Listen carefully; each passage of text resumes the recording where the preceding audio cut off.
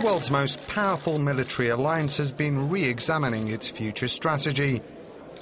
Led by a panel of experts including former US Secretary of State Madeleine Albright, a newly unveiled draft report aims to lay out NATO's role in the second decade of the 21st century. A recommitment to the key principle of collective self-defence is urged.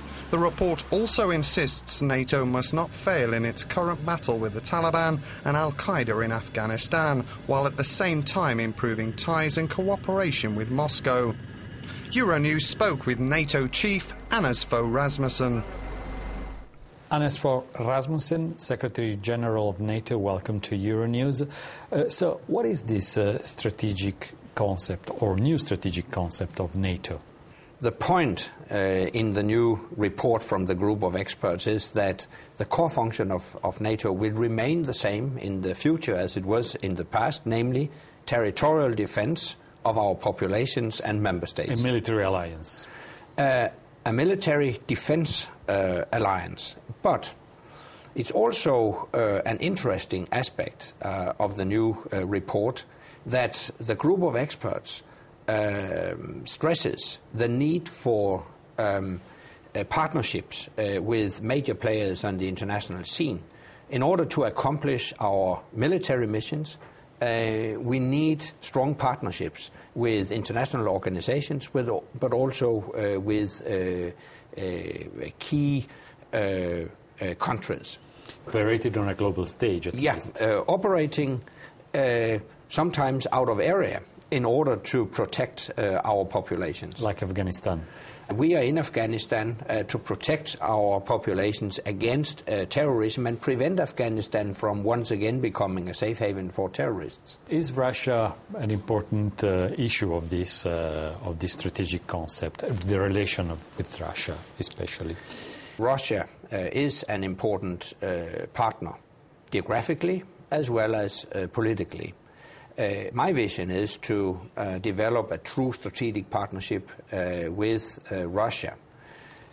We do know that we have disagreements with Russia in a number of areas. For instance, concerning Georgia, we must insist on full respect for Georgia's sovereignty and territorial integrity.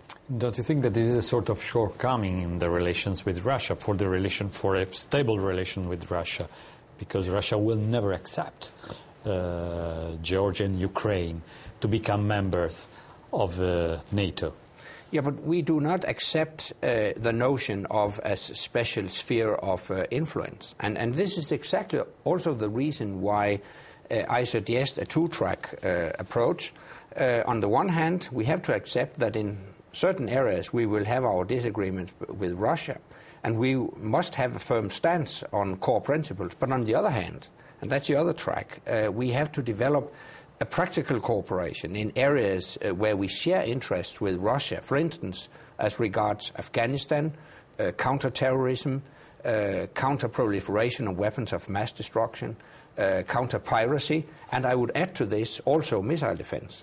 Isn't NATO suffering because of a lack of real enthusiasm by some of its members? I don't think NATO lacks from or suffers from lack of support and backing. On the contrary, we have seen allies and partners pledge additional troops to our operation in Afghanistan. It is really a strong demonstration of commitment and solidarity. And it's a very tough job to win over the public opinions of the countries that are participating. It is, but at the end of the day... As a consequence, the government. Yeah, but at the end of the day, governments and countries stay committed. And in addition to that, we see partners and countries outside NATO queuing up in the line for future membership of NATO. The older members of NATO are the less interested in investing in new operations abroad. Maybe the new members want to show their goodwill, but this is not the case for many older members. Don't you think that this is a major problem for NATO? Actually, I think the alliance is a strong demonstration of solidarity and shared burdens. One matter of concern, of course, is the gap across the Atlantic between North America and Europe when it comes to defense investment. And from a long-term perspective, this is, of course, a question in which we have to invest some interest. A strong partnership between the European Union and NATO is a very important point in the report from the group, and it's also one of my political priorities. After the adoption of the new Lisbon Treaty, I envisage further development of defense cooperation and security policy dimensions of the European Union. And we need a better cooperation, a stronger partnership between NATO and the European Union. Thank you very much. Yeah, you're welcome. Thanks.